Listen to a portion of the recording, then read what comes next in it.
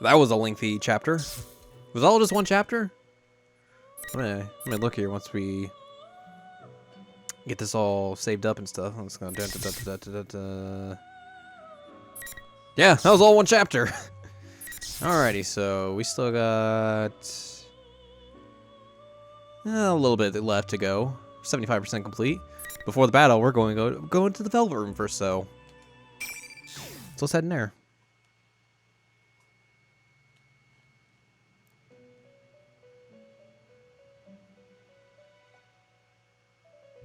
When I come to, I'm surrounded by blue. I'm seated in the usual place in the usual room. Why did they summon me now? Actually, it's probably because of my situation that they summoned me. There's no need to be impatient. I already know that this place exists outside of time. You seem surprisingly calm. Your third ordeal has arrived. Do you think you can overcome it? I don't answer. Whether I can do it or not isn't the question. I have to do it. As if seeing my determination, Margaret gives a satisfied smile. I see. Your mind is already made up. And that's a fitting answer for you. What is Sho trying to summon? How is he going to use the persona fragments? Just as I'm about to ask her to tell me if she knows, Margaret cuts me off. All I can do is watch over your journey. What is happening in your town must be ascertained with your own eyes. Honestly, I knew she'd say that. I can only shake my head and smile. Instead, I decide to ask something that's been bothering me all this time. Is Marie alright? Marie is fighting desperately right now. Calamities in your town directly affect her. Your actions will decide the girl's fate.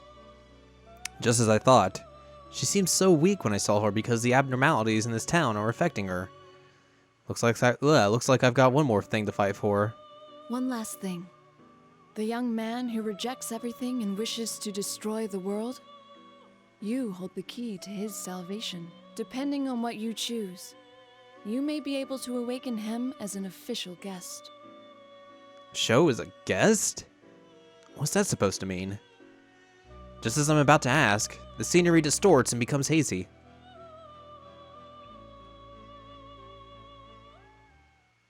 When I come to again, I'm by myself, standing about halfway up the stairs to the top of the tower.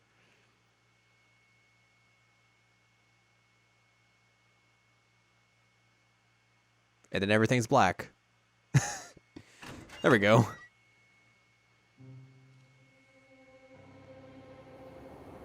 The long stairway finally comes to an end, and I step into the area at the top of the tower. Strange patterns are inscribed into the floor, and all around me at regular intervals are these eerie pillars. This was carefully arranged, much different from the distorted places we've seen up to now. Up above, a large vortex glows ominously, swallowing the countless shadows gathered here, and directly underneath is a giant crystal of some kind. Whatever that shining emerald thing is, it's floating in midair. And there, right beside it, Sho and Adachi-san. I can't help but tense up, but on closer inspection, Adachi-san is on one knee, like he's kneeling before Sho. Huh? What's happening? Neither Sho nor Adachi has noticed me yet. I hide behind the pillars and slowly get close enough to make out their voices. You bastard! What are you thinking? You know how important this thing is! Are you trying to ruin my plan? Important thing? Plan? That must mean the floating object over there is all the persona fragments they took from us. Yeesh. Sho was just looking down on Adachi-san until all of a sudden, he kicked up at his body. Adachi-san's knocked back from the direct hit, and he gives a pained groan. What? What in the world is going on here? That's what I said. I tried to destroy those persona fragments by striking when I saw the chance. You worthless rat. I knew you weren't worth shit. But to think you were biding your time for this. Well...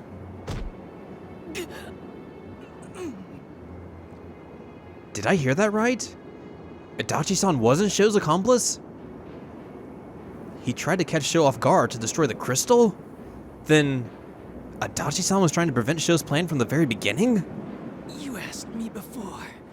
You said, don't you hate this world too? Huh? That's right. Well, you were just trash I was gonna use from the start.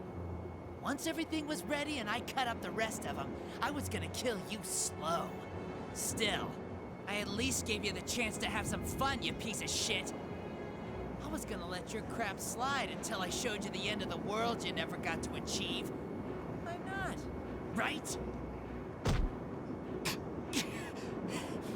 Don't think we're the same, you little brat. What? What was that? You think the whole world hates you just because someone didn't treat you right. You're nothing but a little kid throwing a tantrum.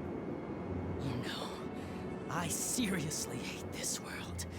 Don't put me in the same shoes as a half-assed brat like you. Please. You're so finished, you bastard. I'll kill you just like you want.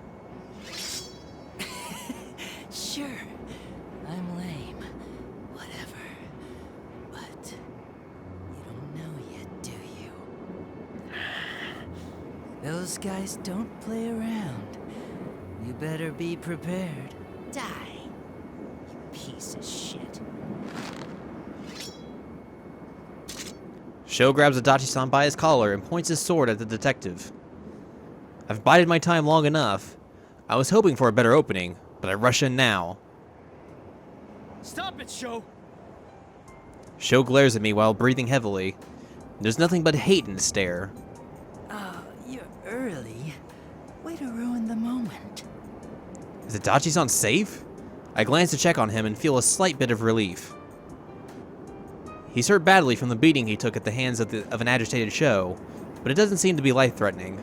Just to be clear, I didn't do it for you guys. I just wanted to set things right for myself. I know, you're not that type of person. Adachi-san came here to honor his promise in his own way. Finding that out was more than enough for me. The load on my chest that's been there all this time is gone, and I actually feel good now. You're such a know-it-all. It's not very attractive. With that typical bit of sarcasm, Adachi-san falls unconscious. That's when Sho suddenly barks a strange laugh.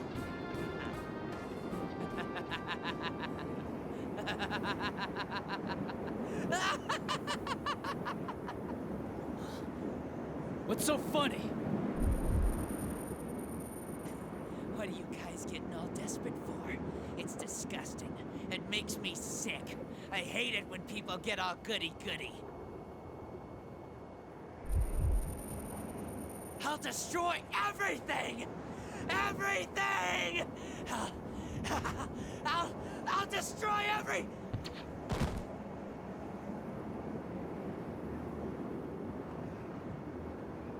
It happened all of a sudden. Like a machine blowing a fuse, Sho's enraged rant stops and he falls silent.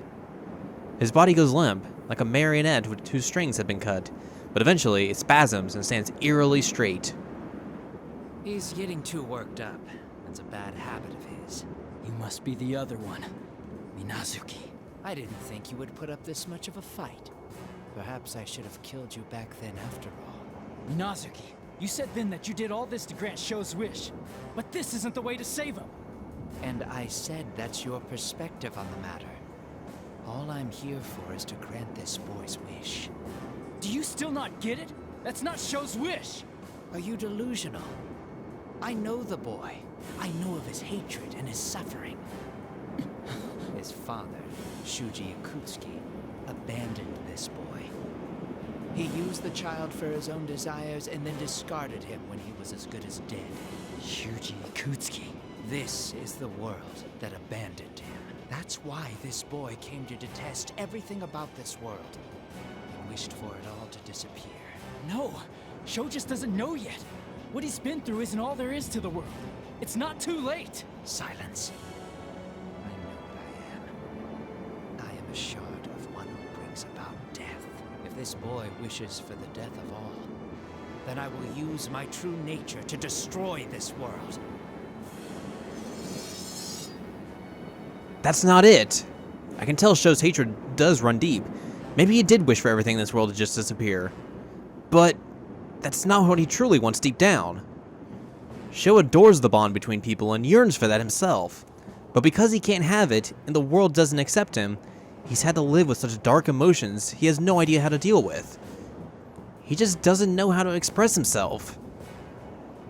Minazuki was born from the bloom of dusk, so he's just responding to Sho's darker desires. He's fixated on granting Sho's wish to destroy the world, but that's not what Sho really needs. For Sho's sake, too. I will defeat you. Very well. Come and fight.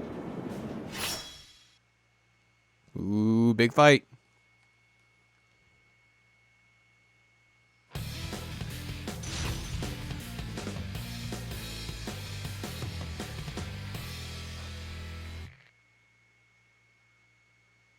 Finally.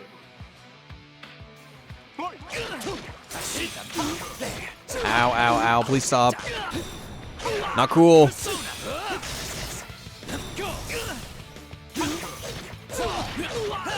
time to despair.